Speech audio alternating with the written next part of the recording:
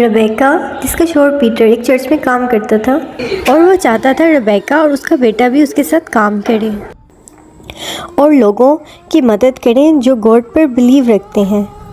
Rebecca Peter की सारी बातें मानती थी, इसलिए उसने अपने बेटे को लेकर चर्च जाना शुरू कर दिया। लेकिन एक दिन ऐसा आया कि रेबेका की ज़िंदगी ही बदल डाली। पीटर अपने बेटे को लेकर कैंप पे गया था, जहां से वापस आकर उसने अपनी जान ले ली। इस वाक़ये से रेबेका पूरी तरह टूट गई थी। रेबेका का अब कहीं भी दिल नहीं लगता था। रेबेका ने ड्रग्स लेना भी शुरू कर दिया था टेंशन की वजह से, और पीटर, जिसकी सोसाइटी में बहुत इज्जत थी, वो भी रेबेका की इस हरकतों से तंग आ गया था। वो रेबेका को कहता है कि तुम्हारे पास बस 1 साल है, अगर तुमने अपनी हरकतों को ठीक नहीं किया। रेबेका पीटर से प्यार करती थी, वो उसको छोड़ना नहीं चाहती थी, इसलिए उसने आज से ही गौर किया कि मुझे अपने आप को संभाल लेना चाहिए। पीटर की एक दोस्त जो चर्च में उसके साथ काम करती थी, जिसका नाम मरियम है, वो उसको अपनी बीवी की काउंसलिंग करने के लिए कहता है। उसने रेबेका से वादा किया था कि अगर वो अपने आप को ठीक नहीं करेगी तो वो अलग घर में रहेगा, इसलिए वो 1 साल से दूसरे घर में रहता है। अब हम रेबेका को देखें तो उसकी तबीयत इस 1 साल में और ज़्यादा ख़राब हो चुकी थी, लेकिन फिर भी रेबेका को हेलुसिनेशन होना शुरू हो जाती थी। उसको लगता था कि उस घर में कोई है जो उसका पीछे कर रहा है। वो ये सोचती थी कि रात को कोई उसके घर में आता है और फिर कोई पीटर के घर चला जाता है। उसने ये सब बातें पीटर को बताईं और मरियम को भी बताईं, लेकिन इन दोनों ने उस पर यकीन नहीं किया। और पीटर ने उसको कहा कि मुझे लगता है कि तुमने अपनी आदतें छोड़ी नहीं है, अभी तक तुम वैसे ही हो। पीटर ये सब बातें जब करता है तो रेबेका को ख्याल आता है कि शायद हो सकता है कि मेरे ही जहन में ऐसी बातें आ रही हों, शायद मैं ही गलत हूँ। फिर वो यकीन कर लेती है कि शायद ये मेरे ख्यालात हों, और इन चीज़ों को वो इग्नोर करती है और खुश रहने लग जाती है। लेकिन कुछ दिनों के बाद उसको फिर यही महसूस होता है कि उसके घर में कोई है। एक दिन रेबेका बहुत डर गई, उसे लगा कि घर में कोई है। उसने पीटर को कॉल की, लेकिन पीटर ने उसकी कॉल अटेंड नहीं की। फिर उसने मैसेज किया, लेकिन तब भी उसने उसको रिप्लाई नहीं किया। अब वो ये सोच रही थी कि वो क्या करे। वो अपने बेडरूम में चली जाती है और बहुत खौफजदा हो जाती है कि शायद कोई है, घर में कोई चोर घुस आया। अचानक रेबेका को दरवाज़ा खुलने की आवाज़ आती है। वो देखती कि ये कौन है। वो समझी कि कोई चोर है। जब वो देखती है तो उस देख के हैरान रह जाती कि वो पीटर ही होता है। रेबेका उसे बताती है कि घर में कोई था, और ये मैं झूठ नहीं बोल रही, सच में बता रही हूँ। पीटर उसके कहने पे घर की पूरी जांच करता है कि वाकई ही कोई चोर घुस आया है। जब पीटर सब घर को देखता है और वहाँ कुछ भी नहीं मिलता तो वो उसको डांटने लग जाता है और कहता है कि तुमने ड्रग्स लेना अभी तक बंद नहीं की, ये सब तुम्हारा ड्रग्स का नतीजा है। नशे की हालत में तुम्हें कुछ पता नहीं चलता। रेबेका उसे बताती है कि मरियम ने भी मेरी बहुत काउंसलिंग की है, मैं अपने आप को इम्प्रूव करने की कोशिश कर रही हूँ। और कुछ दिनों से मैं खुश थी, लेकिन एकदम से मुझे ऐसा लगा कि घर में कोई है। लेकिन पीटर उससे कहता है कि मुझे नहीं लगता। रेबेका उसे कहती है कि मैं तुम्हारे साथ रहना चाहती हूँ, लेकिन पीटर उसकी बात पर गौर नहीं करता और कहता है कि तुम्हारे पास अब कुछ ही महीने बाकी हैं, अगर तुमने अपने आप को इम्प्रूव ना किया तो मैं तुमको छोड़ दूँगा। जैसे ही झाड़ू लगा रही होती है, उसको ऐसा लगता है उसके घर में कोई है। उतनी देर में उसके घर में मरियम भी आ जाती है। रेबेका ये सब बातें मरियम को बताती है, लेकिन मरियम उसकी बात पे यकीन नहीं करती और उसको बाइबल पढ़ाने लग जाती है। उतनी देर में रेबेका को पीटर की मैसेज आता है कि मैं आज तुमसे मिलने आऊँगा। ये मैसेज सुनकर रेबेका बहुत खुश हो जाती है। इसको काफ़ी दिनों से इस चीज़ का इंतज़ार होता है। वो बहुत खुश होती है कि पीटर ने उसको याद किया। वो अच्छे से घर साफ़ करती है, अच्छे से खाना बनाती है और सोचती है कि शुक्र है पीटर को याद आ गया। रेबेका बहुत खुश होती है कि पीटर मुझसे मिलने आया है, और जब वो देखती है कि पीटर आया, उसके हाथ में कुछ कागज़ होता है, लेकिन जब वो देखती है कि वो उसे मिलने नहीं, उसको छोड़ने के लिए आया, तो वो बहुत ज़्यादा परेशान हो। जब पीटर उसे डिवोर्स के लिए कहता है तो रेबेका बहुत बुरे तरीके से डिप्रेस हो जाती है और बहुत ज़्यादा सोचती है कि मुझे प्लीज़ मत छोड़ो, मैं तुम्हारे साथ ही रहना चाहती हूँ। लेकिन पीटर उसकी कोई बात नहीं सुनता। रेबेका उसे बताती है कि मैंने सब बुरी आदतें छोड़ दी हैं, मैंने ड्रग्स लेना भी छोड़ दिया है, और अब मैं तुम्हारे कहने से मैं चर्च भी जाती हूँ, लेकिन तुम फिर भी मेरा साथ नहीं दे रहे। पीटर उसे कहता है कि मैं तुम्हारे साथ रहना ही नहीं चाहता, तुम्हारी लापरवाही की वजह से हमारा बेटा मर चुका था। ये सुनकर रेबेका को बहुत दुख होता है। रबाइका उसे बताती है कि इसमें मेरी क्या गलती थी, वो तो तुम्हारे साथ गया था, आकर उसने सुसाइड कर ली, तो इसमें मेरा क्या कसूर है। वो उसको कहती है कि जब वो तुम्हारे कैंप जाने से पहले घर था तो वो बहुत खुश था, उसे कभी किसी किस्म की मसले नहीं थे। फिर वो पीटर से पूछती है कि क्या तुम बताना पसंद करोगे कि ऐसा उस कैंप में क्या हुआ था जो मेरे बेटे ने आकर सुसाइड कर ली। आज तक मैंने तुमसे ये सवाल नहीं पूछा। लेकिन पीटर उसकी बात नहीं सुन रहा था। वो कह रहा था मैं तुम्हारे साथ नहीं रह सकता। रबाइका जिसके पेरेंट्स भी मर चुके थे और उसके पास उसका बेटा भी नहीं था, अब उसका शोहर भी उसको छोड़ना चाह रहा था, ये सब चीज़ों को बर्दाश्त नहीं कर पा रही थी और वो बहुत अफसुर्दा हो जाती। से जब ये चीज़ें बर्दाश्त नहीं होती तो वो पिस्टल निकाल लेती है और अपने आप को मारने की धमकी देती है कि मैं खुदकशी कर लूँगी। पीटर इस चीज़ को मना करता है कि ऐसा ना करो। ये देखते ही घर में एक गूंज आती है, एक बहुत ज़ोरदार आवाज़ आती है। ये सब देख के वो बहुत परेशान हो जाते हैं कि ये ऐसी क्या चीज़, इतनी ज़ोर से आवाज़ आती है कि इनके बाल उड़ जाते हैं। लेकिन पीटर को इस चीज़ का समझ आ गई थी, इस घर में कोई ऐसा डीमन है या कोई ऐसी बला है जिसकी वजह से ये सब कुछ हो रहा है। पीटर डर जाता है। रबाइका उसको बताती है कि मैंने तुम्हें कहा था ना यहाँ कोई है, ऐसी कोई पावर है, लेकिन तुम मेरी बात पे यकीन नहीं करते थे। यहाँ कोई ऐसा शैडो है लेकिन तुम मेरी बात समझते नहीं थे। अब तुमने देख लिया ना ये सब कुछ। इस आवाज़ की वजह से पीटर पूरा घर जांच करता है कि आखिर ये आवाज़ कहाँ से आई। वो देखना चाहता था कि ये आवाज़ आखिर है किसकी, लेकिन उसको वहाँ पर कुछ भी नहीं मिलता।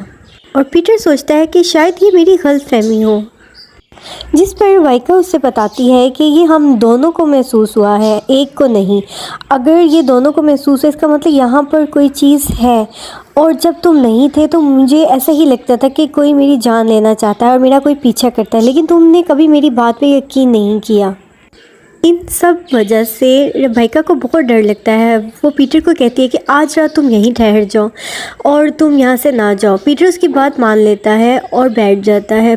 रबाइका उसको खाना देती है। जैसे ही वो उसको खाना देती है कि वो अचानक क्या देखती है कि पीटर के मुंह से जो खाना है वो काले रंग का है और जैसे कोई उसके मुंह में कोई चीज़ है, जैसे वो कोई डीमन हो। ये सब चीज़ देख के वो बहुत हैरान होती है और उसका चेहरा भी कोई अजीब सा लगता है। पीटर रबाइका को बुलाता है कि तुम यहाँ आकर बैठो। जब रबाइका उसके पास जाती है तो वो थोड़ी सी परेशान होती है। पीटर को समझ लग जाती है कि ये किसी चीज़ की वजह से परेशान महसूस हो रही है। पीटर अब नॉर्मल होता है। पीटर रबाइका को कहता है कि तुम्हें डरने की ज़रूरत नहीं है, हम दोनों मिलकर प्रे करते हैं और जब हम प्रे करेंगे तो ज़रूर कुछ अच्छा होगा। पीटर उसको समझा ही रहा होता है कि एकदम उसे आवाज़ आती है जैसे कोई है। रबाइका ऊपर देखती है कि कोई चीज़ गई है। वो पीटर को कहती है कि कोई चीज़ है। पीटर को अब आवाज़ आती है। वो भी रबाइका के साथ ऊपर अपने ऑफिस जाता है और देखता है कि वाकई कोई है। वो साथ गन लेकर जाता है कि मैं देखूं कि अंदर कौन है। पीटर बहुत ज़ोर से दरवाज़ा खोलने की कोशिश करता है और बार बार कोशिश करता है, लेकिन उसे दरवाज़ा नहीं खोलता। वो अपनी पूरी ताकत के साथ दरवाज़ा खोलना चाहता है लेकिन उसको समझ नहीं आती। देखते ही देखते जब वो दरवाज़ा खोलता है उसको बहुत ज़ोर से चलाने की आवाज़ आती है, इतनी ज़ोर से कि वहाँ की सब चीज़ें हिल जाती हैं और ज़रूर उन दोनों को पता चल जाता है अंदर कोई ऐसी चीज़ ज़रूर है जो ये सब कर रही, क्योंकि आम चीज़ का। पीटर कुछ कलामात पढ़ने लग जाता है लेकिन अंदर से इतनी ज़ोर से आवाज़ आती है कि घर की सब पेंटिंग्स गिर जाती हैं। ये सब देखकर बहुत खौफजदा हो जाते हैं। इन्हें यकीन हो जाता है कि घर में कोई डीमन है। अब पीटर समझ चुका था कि यहाँ पर कोई शैतानी ताकत है और वो यही चाहती है कि हम लोग यहाँ पर ना रहें और जब तक हम यहाँ रहेंगे वो हमें नुकसान पहुँचाएंगे। रेबेका पीटर को कहती है कि हम इस घर को छोड़ के चले जाते हैं और यहाँ पर नहीं रहते, लेकिन वो उसको बताता है पीटर कि तुम जा रही हो, लेकिन मुझे ये समझ नहीं आ रही कि ये सब कुछ मेरे घर में क्या हो रहा है। क्या गॉड हमें कुछ बताना तो नहीं चाहते या मेरी कोई जिम्मेदारी तो नहीं लगाना चाहते कि इस घर में कोई चीज़ ऐसी हो। पीटर कहता है कि मैं हार नहीं मानूंगा, मैं अंदर जाके देखूंगा कि आखिर ये क्या चीज़ है, ये ऐसी शैतानी ताकत, ऐसी पावर या ऐसा डीमन क्या है। लेकिन वो पसंद नहीं करती कि ये अंदर जाए, लेकिन फिर उसको मजबूर होकर वो भी डरते हुए उसके साथ अंदर चली जाती है और देखती है कि पीटर क्या कर रहा है। पीटर फिर दरवाजे को नॉक करता है और रेबेका उसको देख रही होती है। रेबेका उसको मना करती है ऐसा ना करो। जैसे वो दोबारा से ऑफिस को खोलने की कोशिश करता है तो आसमानी बिजली चमकती है और वो आसमानी बिजली इनके गार्डन में भी गिर जाती है, जिस पर पीटर उसको कहता है कि ये कोई आम बात नहीं है। रेबेका उसको समझाती है कि अंदर ना जाओ, लेकिन पीटर उसकी बात नहीं समझता। वो कहता है कि तुम्हें नहीं पता कि गॉड की तरफ से एक साइन है, शायद गॉड ने मुझे कोई ऐसी ड्यूटी लगाई है कि जो मैंने करना है, तुम इस बात को नहीं समझोगी। रेबेका समझ गई थी कि जो भी पावर या डीमन इस घर में है उसने पीटर के दिमाग पर असर कर दिया है, इसलिए तो पीटर किसी बात को सुनना पसंद नहीं कर रहा। रेबेका वॉशरूम में नहाने के लिए जब जाती है कि वो देखती है कि टब में उसको एक हाथ नज़र आता है। जब वो गौर करती है कि वो हाथ एक आम हाथ नहीं होता, ये कोई डीमन का हाथ लग रहा होता है, एक शैतानी हाथ। वो हाथ उसकी जैसे करीब आता है तो उसे ज़ोरदार एक गिलास टूटने की आवाज़ आती है। जैसे ही वो ये देख के वो बाहर आती है तो पीटर ने गिलास को अपने हाथ से तोड़ दिया होता है। पीटर अच्छे तरीके से ज़ख्मी हो जाता है। जो ब्लड उसके हाथों में निकला वही वो दरवाजे पर लगाता है। ये देखकर वो बहुत हैरान होती है कि ये पीटर क्या कर रहा है। पीटर उसको बताता है कि तुम्हें पता है इसके अंदर क्या है? इसके अंदर एंजल्स हैं जो मुझे पावर्स देना चाहते हैं। तुम्हें तो पता भी नहीं है कि ये गॉड की तरफ से है सब कुछ। वो मुझे टास्क देना चाहते हैं और वो ये चाहते हैं कि मैं उनके लिए काम करूं, और मैंने ये तो एक्सेप्ट भी कर लिया है कि वो जो मुझे काम देंगे मैं वो करूँगा। पीटर उसको बताता है कि तुम्हें पता है उन्होंने मुझे ड्यूटी दी है कि उन्हें ब्लड चाहिए, इस वजह से मैं अब उनको ये ब्लड दे रहा हूँ। ये उन्होंने मुझे ड्यूटी लगाई है। ये देखने के बाद एकदम से घर में ज़ोरदार आवाज़ आती है और वो लोग देख के हैरान रह जाते हैं। पूरा घर हिलने लग जाता है। एक ऐसे डीमन जाहिर होने लग जाता है कि घर में कोई है। रेबेका को अब कन्फर्म हो चुका था इस घर में शैतान है जिसने पीटर पे भी असर किया और इस घर में वो रहना चाहता है। और एकदम रेबेका को समझ नहीं आती कि क्या को दोबारा से पीटर को ब्लड देने का कहते हैं और पीटर अपना ब्लड दरवाजे के नीचे फेंकता है और वहाँ से पावर जब उसको मिलती हैं तो वो बहुत खुश होता है और वो सोचता है कि अच्छा मुझे यहाँ से अब बहुत बड़ी ताकत मिल गई। और डीमन उसके अंदर आने की कोशिश करता है। वो बहुत खुश हो जाता है कि मेरे पास इतनी ज़्यादा पावर्स आ चुकी हैं, लेकिन वो इस पावर्स को संभाल नहीं सकता और बेहोश हो जाता है और कहता है कि अब मुझे ये गॉड की तरफ से मिली है। रेबेका समझती है कि ये घर अब बहुत ज़्यादा खौफनाक हो चुका है, इसलिए वो पीटर को उठाती है और अपने दोस्त के घर ले आती है। ये दोनों मरियम को बातें बताते हैं कि वहाँ पर कोई डीमन है, लेकिन मरियम के लिए इन सब बातों पर यकीन करना बहुत मुश्किल था। रेबेका बताती है कि ये डीमन है, लेकिन पीटर कहता है कि ये डीमन नहीं है, ये गॉड की तरफ से मुझे पावर दी जा रही है। लेकिन अब दोनों को ये देखना था कि किसकी बात पर ट्रस्ट किया जाए। मरियम इन दोनों को कहती है कि अभी तुम दोनों परेशान हो और जाके सो जाओ। जैसे ही रेबेका सोने के लिए जाती है तो वो डिमोनिक हैंड दिखती है जो कि एक डीमन के हाथ नज़र आते हैं। हाथ उसका गला दबाने की भी कोशिश करते हैं और वो सब ये देखकर बहुत परेशान होती है और बहुत ज़्यादा खौफजदा हो जाती है। जब डीमन उसका गला दबाती है तो वो बहुत ज़्यादा खौफजदा हो जाती है और वो पीटर के रूम में आती है कि मैं पीटर को बताऊं कि मेरे साथ आज फिर वही हुआ है। जब वो आती है तो पीटर वहाँ पर मौजूद नहीं होता। रेबेका देखती है कि मरियम भी घर में मौजूद ना थी। रेबेका सोचती है कि क्या पीटर मरियम को अपने घर तो नहीं ले गया। वो उन दोनों को बचाने के लिए उनके पीछे जाती है। रेबेका जैसे ही अंदर आती है कि वो देख के हैरान रह जाती है कि पीटर और मरियम डिमोनिक पावर को पूजने लग जाते हैं। वो ये सब देखकर बहुत हैरान होती है और उसको बहुत बुरा लगता है। वो समझ रही होती है कि पावर्स ने उनके ऊपर हमला कर दिया है, लेकिन वो उनको बताता है अब तुम्हें पता चल गया, मैं तुम्हें सच बताता हूँ। वो रेबेका को बताता है कि ये पावर्स मेरे पास बचपन से ही हैं, शायद तुम नहीं जानती थी।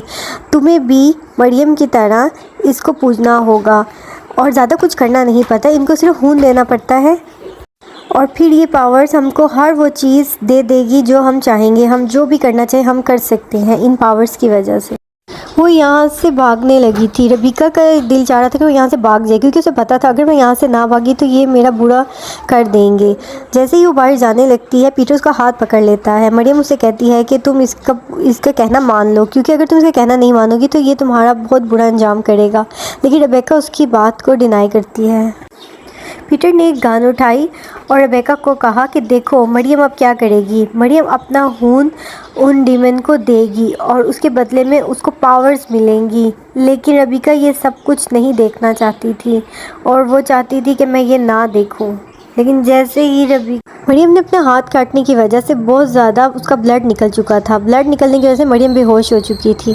जैसे ही बेहोश हो गई वो डार्क शैडो कमरे के नीचे से आता है और मरियम को अंदर ले जाता है। और देखते ही देखते रेबेका ये सब कुछ देखते हैं। रेबेका सीढ़ियों से उतरती है और पीटर उसका पीछा करता है। रेबेका जाने की कोशिश करती है, दरवाज़ा खोलती है कि मैं यहाँ से निकल जाऊँ, लेकिन पीटर उसका पीछा करते हुए उसके सामने खड़ा हो जाता है। रबीका भागते हुए वॉशरूम में चली जाती है और दरवाज़ा बंद कर देती है। पीटर उसको कहता है बाहर आओ, देखो तुम डीमन को अपना ब्लड दो, फिर देखो वो तुम्हें पावर्स देंगे, तुम मेरा कहना मान लो अगर तुम अच्छी बच्ची हो तो। पीटर उसको दरवाजे के बाहर बताता है कि तुम्हारा बेटे ने भी तुम्हारी तरह ही किया था। जब मैं उसे कैंप लेके गया था वहाँ मैंने उसको पावर्स का बताया था, लेकिन उसने तुम्हारी तरह उस पर ट्रस्ट नहीं किया। और देखा फिर जब वो वापस आया था उसका क्या हाल हुआ था। मेरे डीमन ने ही उसको मारने का कहा था और मैंने उसको मार दिया, लेकिन तुम ऐसा ना करो, तुम मेरा कहना मान लो। रेबेका को ये सुनकर बहुत शौक लगा। वो बहुत परेशान हुई और बहुत दुखी हुई कि कैसे इसने डीमन की बात मानकर अपने ही बेटे को मार डाला। क्या एक बाप ऐसा भी हो सकता है? रेबेका वॉशरूम से बाहर आती है और बदला लेने के लिए सोचती है कि मैं इसको नहीं छोड़ूंगी, लेकिन वो पीटर को नहीं बताती और उसको कहती है कि मैं तुम्हारी बात मानती हूँ, तुम्हारे डीमन जो कहते हैं मैं वही करूँगी, तुम मुझे ले चलो जहाँ पर तुम मुझे लेकर जाना चाहते हो। वो पीटर के साथ जाती है और अचानक गन उठाती है और पीटर को गोली लग जाती है और पीटर मर जाता है। जैसे ही पीटर मरता है घर से सब पावर, सब शैडो और सब डीमंस गायब हो जाते हैं। एक ज़ोर सी आवाज़ आती है और पूरा घर हिलने, पूरी घर में आवाज़ आती है और एक अजीब सी फीलिंग आती है कि जैसे इस घर में सब चीज़ें वापस जा रही हैं। पीटर भी कमरे में चला जाता है, उसकी डेड बॉडी डीमंस ले जाते हैं और अब घर में कुछ भी नहीं होता। लेकिन जब वो रबीका देखती है कि घर तो बिल्कुल पहले की तरह हो गया, लेकिन वो उदास भी होती है। लेकिन अब घर बहुत खामोश और पुरसकून है क्योंकि पीटर के साथ ही वो डीमंस है। अगर पीटर नहीं रहा तो डीमंस भी नहीं रहे। अगर आपको कहानी की एक्सप्लेनेशन अच्छी लगे तो लाइक, शेयर एंड सब्सक्राइब कीजिए।